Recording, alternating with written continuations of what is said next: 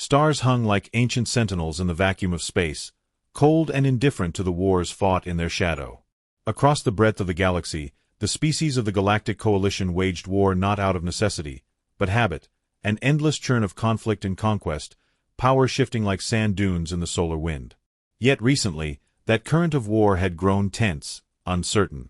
Whispers began to drift through the ranks of the great empires. Whispers of ghosts in the dark, of a force that did not fight for territory or glory, but for something colder.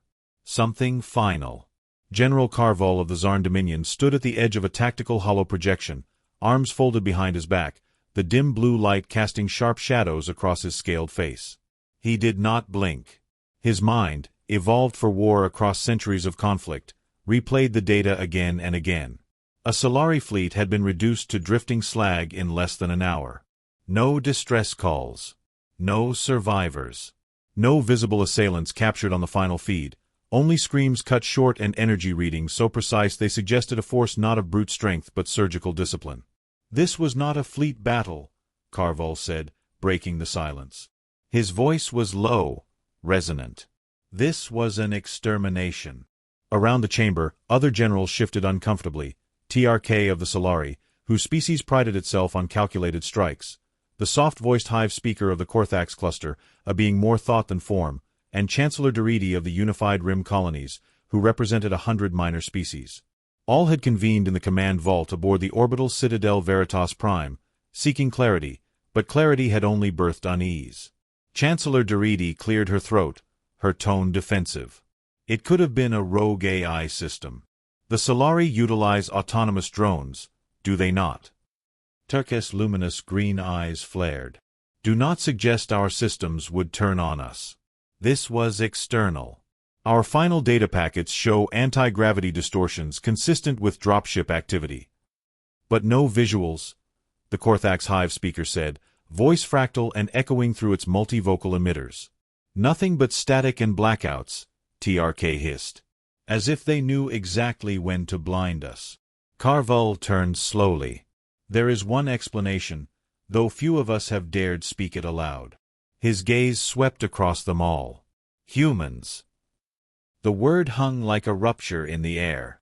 For a moment, no one responded. Preposterous, Deridi snapped, recovering first. The Terrans haven't fielded forces of significant size since the Treaty of Soul's End. Their planet is a graveyard of diplomacy and internal strife. That is their surface image, Carval said. But we forget too easily.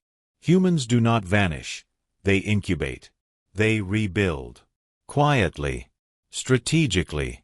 And if the rumors are true, they've been building something for years.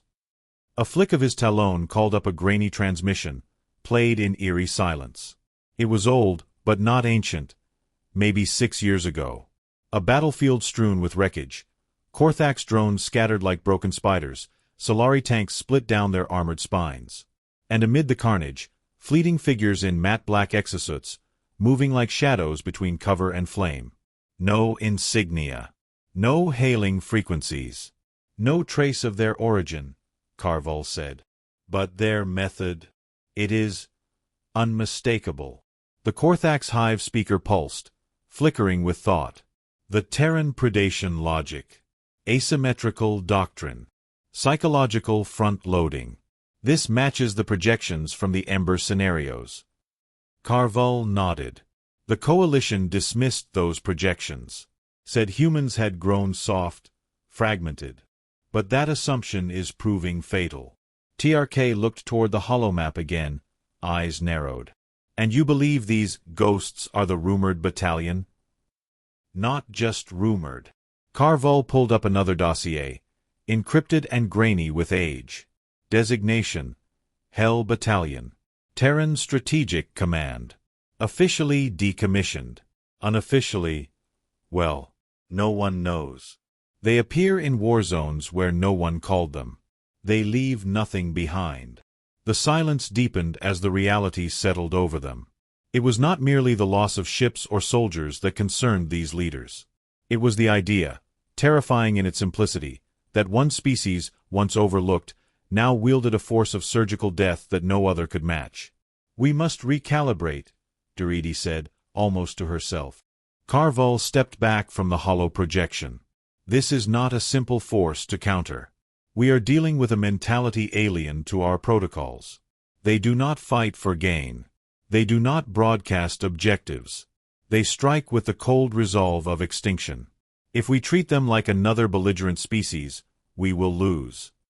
Terke's voice, usually steady, now carried a faint tremor. How many do we estimate? Carvall answered without hesitation. Less than 500.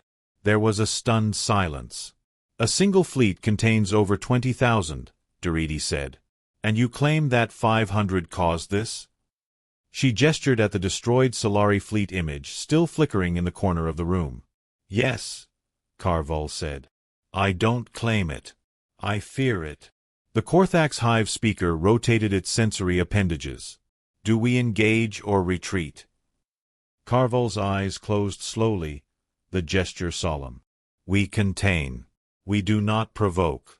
Reroute all major deployments away from sectors with any sign of Terran activity. Issue no challenge. Let them remain the ghosts we fear rather than the enemy we wake. Deridi opened her mouth, perhaps to protest, but paused. Even she, with her polished diplomacy and steel logic, understood the deeper truth behind Carvall's caution. This was not about honor or tactics. It was about survival. Across the galaxy, on a dust-swept mining moon called Viraxis 12, rumors spread through the ranks of a border patrol unit stationed too close to the neutral zones. A young soldier, barely out of training, stared into the void during watch shift, his hands trembling slightly as he told the others what he'd heard from a passing merchant. A single battalion of humans had obliterated an entire war host on Varga 9. No one believed him, until the footage leaked. Low-res and garbled, the video showed little but the aftermath. Smoldering outposts, the clean incisions of high-velocity rail weaponry, craters where fortified bunkers once stood. But in the final seconds, the camera caught something. A figure. Standing motionless in a darkened corridor, helmet reflecting the sparks of fire and flickering light. No insignia. No sound. Just the slow turn of a head, as if it knew it was being watched. Then static. The soldier who viewed it said nothing more. He requested reassignment the next day. Back in the command vault, Carvall stood alone after the others had left, the light of the projection flickering across his face. He had fought in 3 system-wide conflicts, outmaneuvered hive swarms, and stood firm before star-collapsing weapons. But never before had he felt this. Fear. Not of death, but of something he could not understand.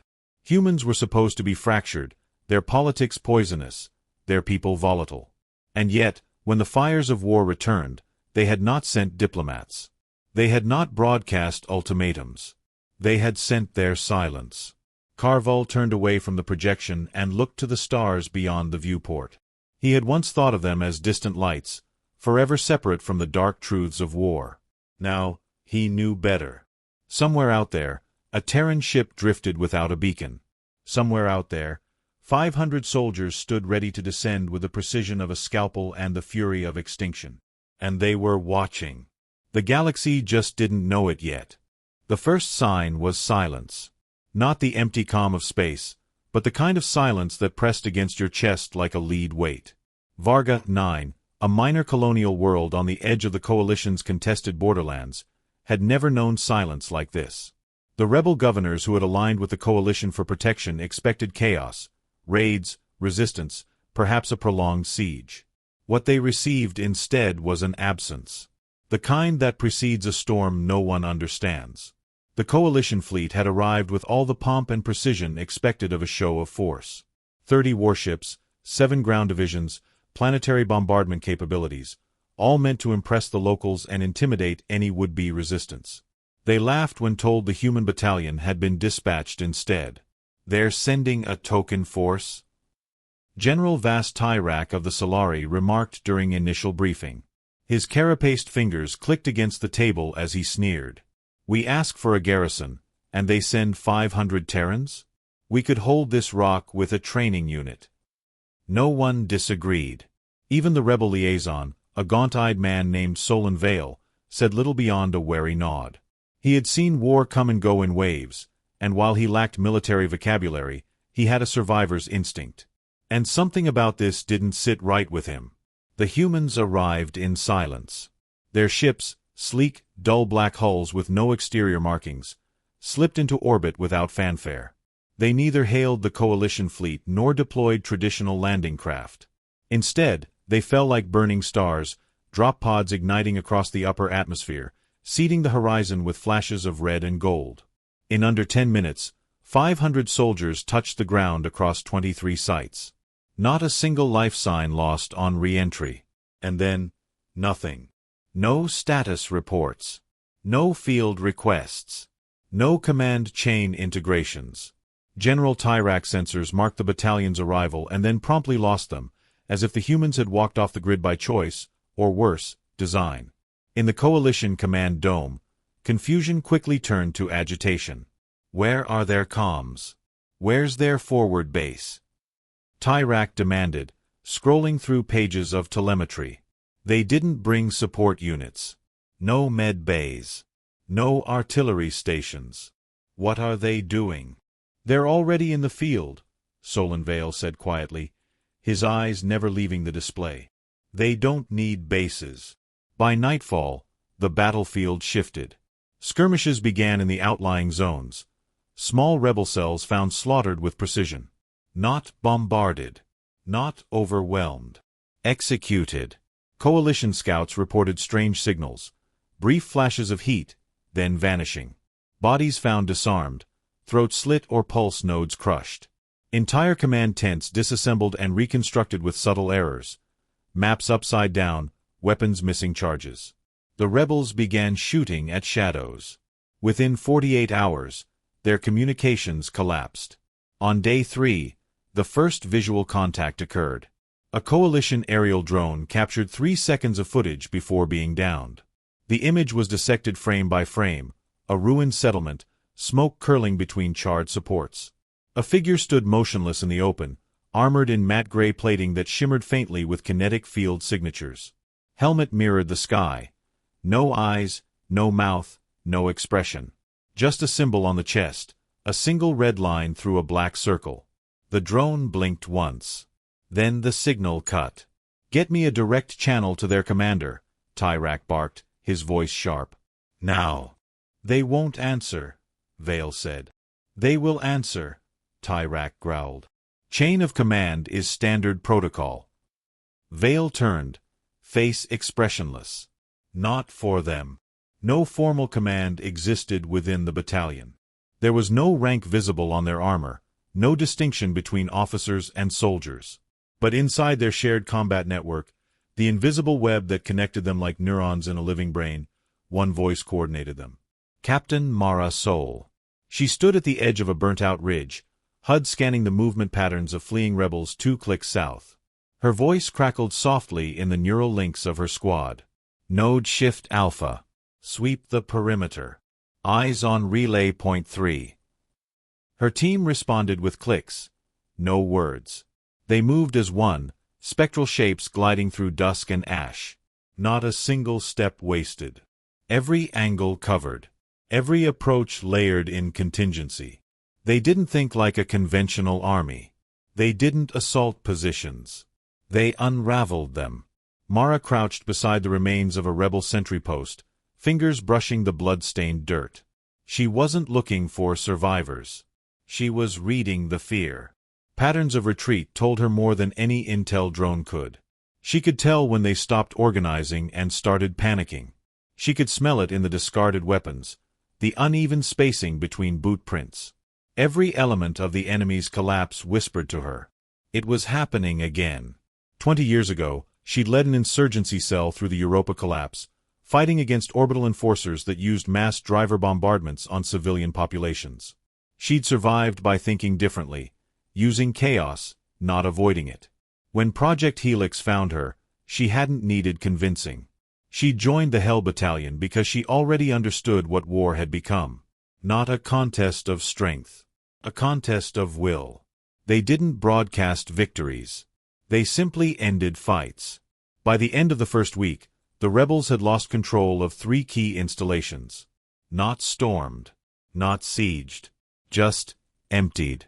Their leaders disappeared, communications relays sabotaged, supply lines cut with mathematical precision. Drones showed figures moving in triangular patrols, never remaining in one place more than 60 seconds. No base to strike. No pattern to exploit. The Coalition High Command began to panic. Tyrak demanded extraction of the humans, claiming interference with broader objectives. No response came. Mara never replied to Coalition messages. She didn't need to. Her orders had come long before the fleet arrived. It was Vale who eventually spoke to her, standing in the ruins of a forward Coalition position that the rebels had attempted to retake, only to find it defended by humans who moved like smoke and struck like lightning. Mara stepped from the shadows as if pulled from the darkness itself. Her helmet retracted, revealing a weathered face, eyes flat with the distant stare of someone who had long ago stopped dreaming. Vale looked at her, wary. "They think you're ignoring them." "We are," she said. "They'll try to rein you in." "They can try." Vale paused, then gestured around them. "You dismantled a 20,000-man resistance force in a week. What do you do now?" Mara's gaze drifted toward the smoldering skyline. "Clean up," she said. They did more than clean. They erased. Remaining rebel factions attempted to regroup. They set traps, used captured Coalition uniforms, even resorted to rigging civilian zones with explosives. The Hell Battalion adapted faster. They counterhacked, rerouted entire atmospheric sensor networks, turned every beacon into a motion tracker. And then came the strike. Midnight. Sector 12. The last rebel redoubt activated their signal jammer, preparing a desperate final transmission to their off-world sponsors. They never finished. The walls of their compound caved inward simultaneously, precision charges placed without detection. Humans entered in silence, moving as one. Flash grenades blinded. Electromagnetic pulses knocked out neurolinks. The rebels fought, but by the time they raised their weapons, the humans were already behind them. Mara led the strike herself. She walked through the central command room, stepping over bodies, her boots tracking ash and blood. A rebel commander aimed a plasma pistol at her head from behind a desk. She didn't flinch. Her team had already neutralized the shot's trajectory with a well-placed microfield, warping the path. The bolt missed her by a fraction and scorched the wall. She put him down with a single shot. Later, the footage leaked again. No one claimed responsibility for the upload. CoalitionNet crawled with frame-by-frame breakdowns of the strike. Analysts tried to replicate the tactics. None succeeded. The fear was already growing. Back in orbit, General Tyrak stood before a wall of tactical updates, each one worse than the last. He stared at the casualty estimates. He stared at the enemy movements. He stared at the silence from the human battalion. "They don't follow orders," he muttered. "They are the order." Solon Vale entered without being announced. "It's done." Tyrak didn't turn. Define done. They dismantled the rebel infrastructure, executed the leadership, reprogrammed the drone swarms, all within projected parameters. "That's not what concerns me," Tyrak snapped, finally facing him. "What happens when they don't leave?" Vale smiled faintly. "They always leave. They're not conquerors." "Then what are they?" Vale hesitated, searching for words. "Reminders," he said at last. In the valley below, Mara stood beside her squad as the sun rose over scorched hills. They hadn't lost a single member. Their suits were scratched, scorched, dented, but functional. Like them. She didn't speak. She didn't need to. Her team stood in silence, watching the smoke drift away from what had once been a rebel stronghold. They weren't proud. Pride was for soldiers who needed validation. They needed only the mission. When their exfil ship arrived, it made no sound. The Hell Battalion ascended into orbit the same way they came, without ceremony, without announcement. The moment they cleared atmosphere, rebel resistance collapsed completely. Local populations surrendered to the coalition without a fight. No more shots fired. No more blood spilled. And when coalition officials arrived to claim the victory, The only trace left behind was a message carved into the stone at the edge of the last battlefield. Not a threat.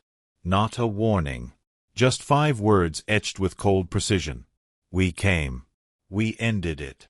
And far beyond the edge of Varga 9, in a sector marked red on coalition star maps, red not for danger, but for avoidance, 500 black armored figures moved silently, preparing for the next mission. Because somewhere out there, another war was brewing. And silence was already falling. The room was dark, windowless, and silent save for the faint hum of power conduits threading through the walls. Deep beneath Terra's surface, below the city ruins, beneath even the old war bunkers, lay Archive Station Veritas, a classified Terran command hub known only to the highest strata of the Defense Council. It was here, in forgotten chambers buried beneath decades of bureaucratic debris, that the truth of Hell Battalion's creation had been sealed. Commander Elias Voss stood at the edge of a stasis chamber, staring down at the preserved armor within. Matte black plating, angular and unadorned, rested like a monument. On its chest glared a single crimson slash. Not a rank. Not a symbol. A reminder. Do you remember what it cost to make them? The voice came from the far side of the chamber, gravel-edged, steady. Voss didn't turn. Every day. Director Sarah Durnan stepped into view, coat fluttering from the chill of recycled air. Her eyes were pale, unblinking. She hadn't aged visibly in 2 decades, but the weight of her decisions etched themselves in the corners of her gaze. She'd been the architect behind Project Helix, the mind behind the battalion. They weren't meant to return, she said. They didn't, Voss replied quietly. Not the same. 27 years ago, humanity stood on the edge of extinction. The Second Contact War had shattered Earth's orbital defense net, and entire colonies were razed during the Coalition's expansionist purge. Treaties failed. Diplomacy dissolved. For every human planet burned, 100 alien ships advanced without pause. The galaxy saw Terrans as weak, emotional, disorganized. They weren't wrong.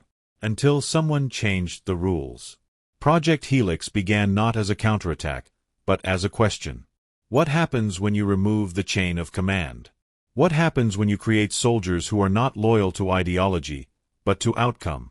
Soldiers who do not wait for permission, who act not as individuals, but as a single will? The answer was Hell Battalion. The first recruits were ghosts.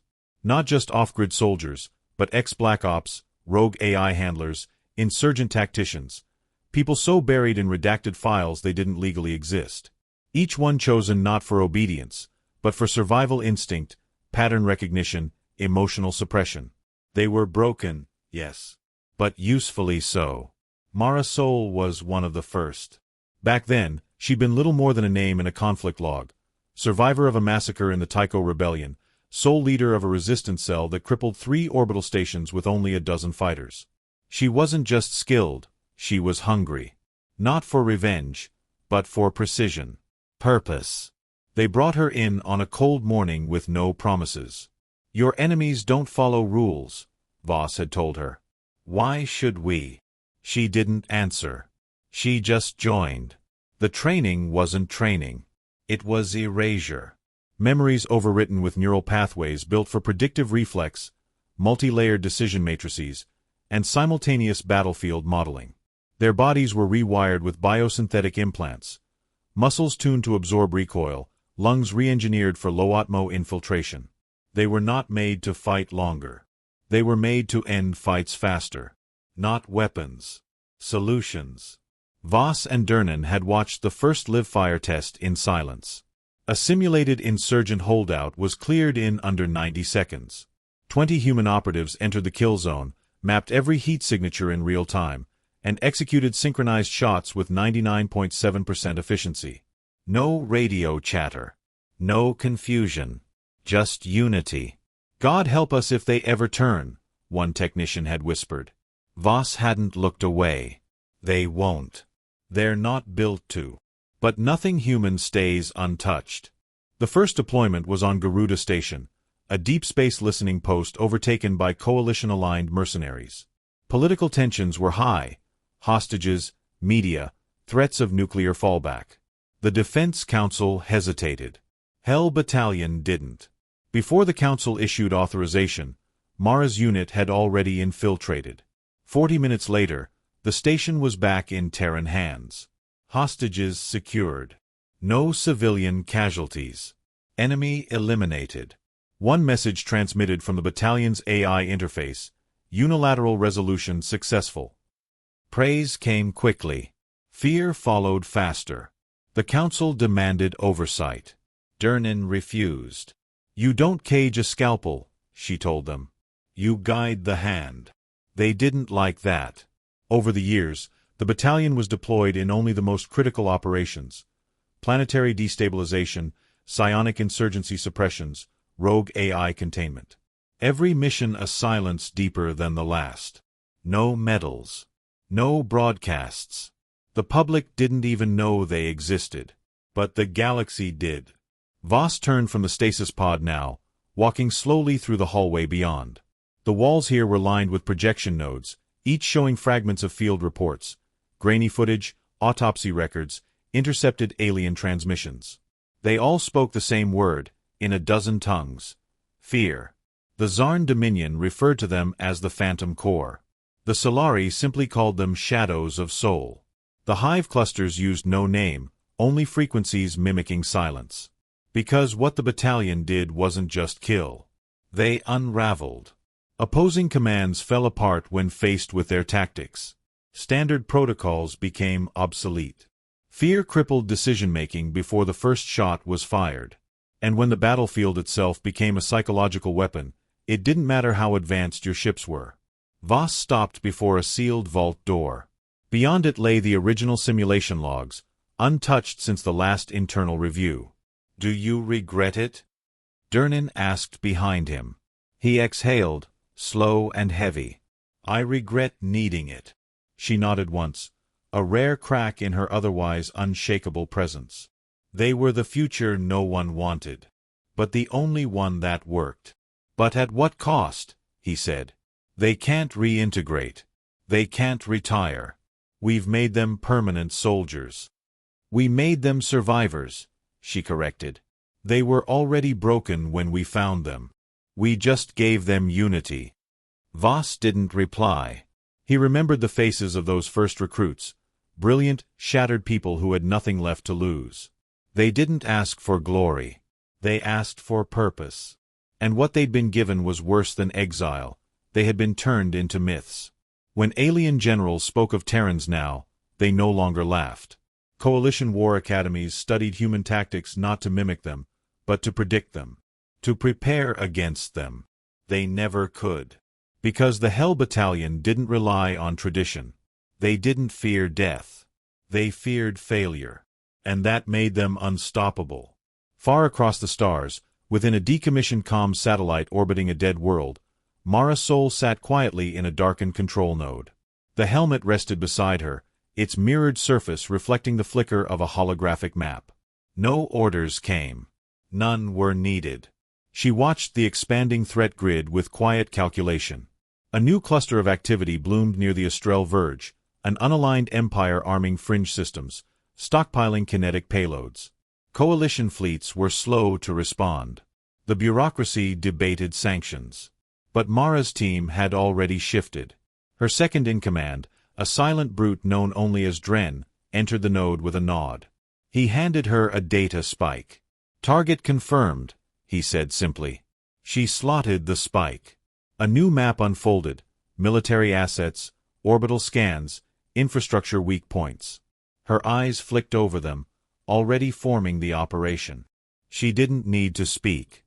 The team would know. The fear hadn't come from numbers. It had come from inevitability. Once Hell Battalion entered a theater, resistance wasn't measured in strength. It was measured in time. How long before collapse? How many moves before checkmate? The enemy lost the moment Mara whispered their name into the battalion's link. Because Hell Battalion didn't fight wars. They ended them. Back on Earth, Voss watched a transmission scroll across the hidden console in Archive Veritas. It was simple. Unencrypted. From a relay that hadn't been used in years. 2 words. We're moving. He stared at the screen. Somewhere in the dark, the silence was beginning again. The rain never stopped on Eridanus Prime.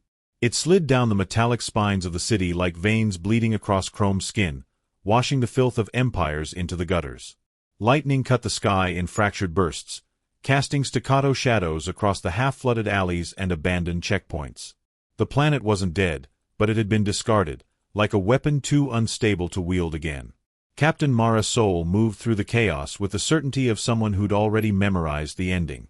Her boots splashed through oily runoff, weapon cradled against her chest, eyes scanning the fractured skyline.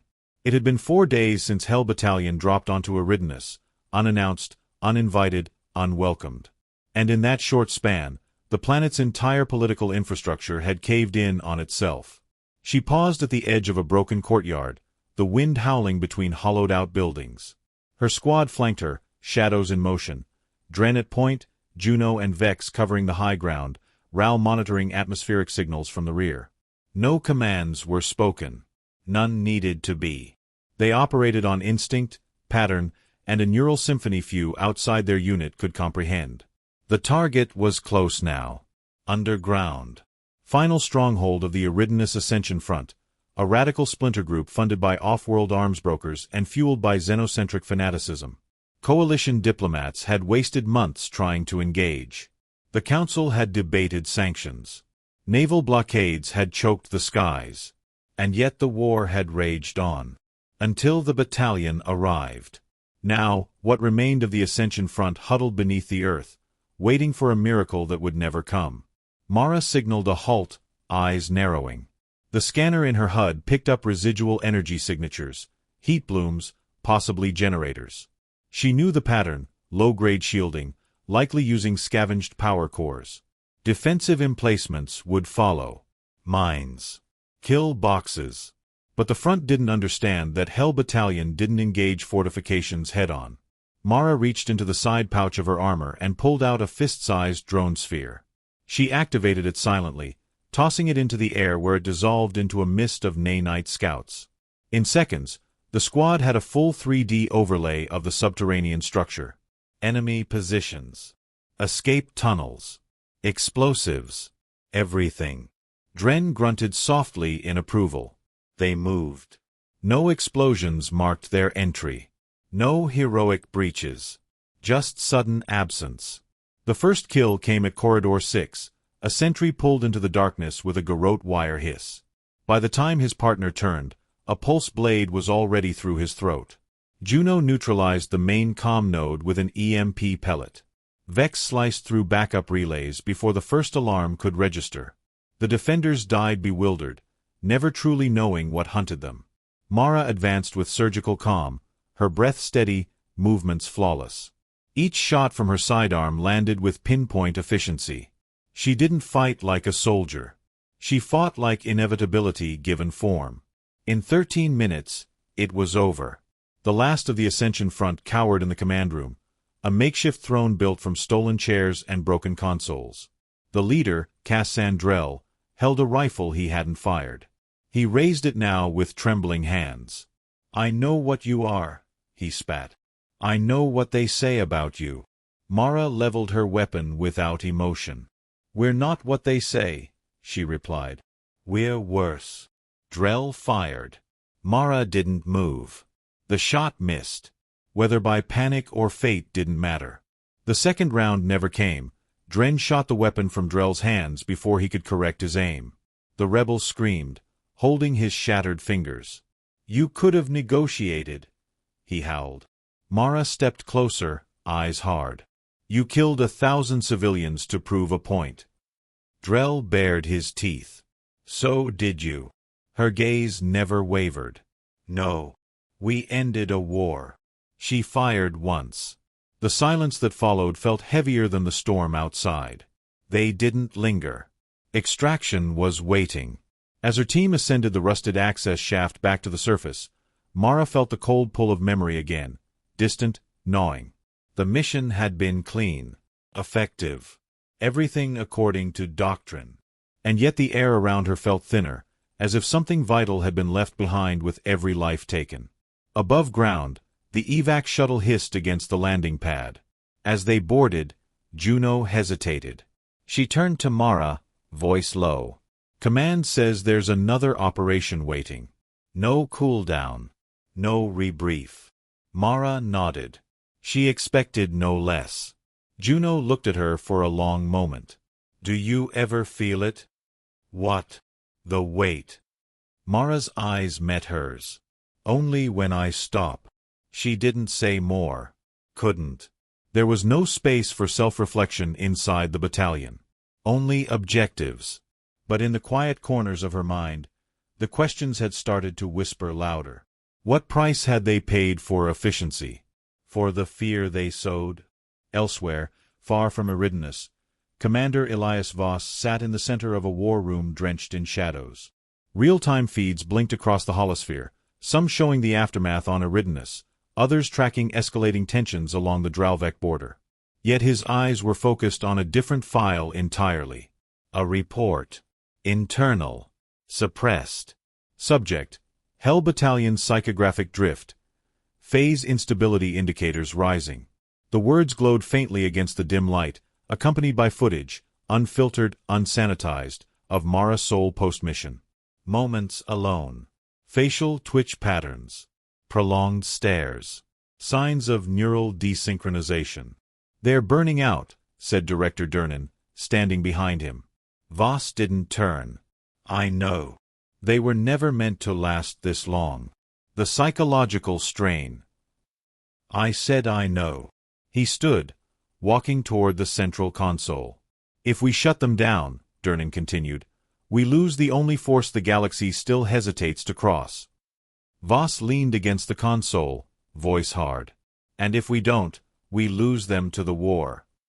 Because the truth, the part no one wanted to say aloud, was that Hell Battalion wasn't just feared by their enemies. They were feared by their makers. Unstoppable, untraceable, and no longer entirely within control. Mara Sol had started asking questions. Others had too. And the more they fought, the more fractured they became. Back aboard the stealth cruiser Argent Vow, Mara stared at her reflection in the darkened viewport. She didn't see herself. Not really. Just the lines where her face had hardened, the hollow behind her eyes where empathy used to live. She'd once believed in purpose. Now, she believed in silence. Her neural link buzzed, another deployment coming. But before she could respond, another message slid across her screen. Unauthorized. Unfiltered. A name she hadn't seen in years. Elias Voss. No preamble. Just one line. We need to talk. She stared at it for a long time before disabling the alert. The war didn't wait for conversations. But part of her, buried deep beneath programming and doctrine, wanted to answer. On the edge of Terran space, beneath the ruined embers of a forgotten colony, a new threat stirred. Not alien. Not external. Something older. Closer. A consequence, long delayed. And somewhere inside Hell Battalion's encrypted command stream, a fragment of corrupted code repeated itself over and over. What does fear cost the one who wields it? Mara didn't hear it yet. But she would. They all would.